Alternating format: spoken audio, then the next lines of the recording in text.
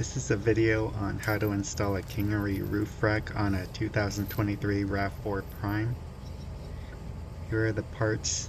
They're all labeled front, back, left, and right. The Allen keys are included, but you'll need a trim pry tool or a screwdriver to remove some trim.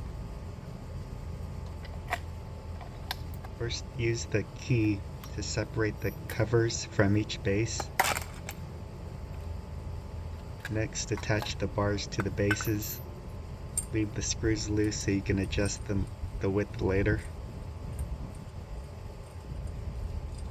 Use the pry tool to remove the 4 trim pieces. Place the bars on your roof and use the large screws to attach them. Tighten the large screws and then tighten the small screws. Attach the covers onto each base and use the key to lock it in place.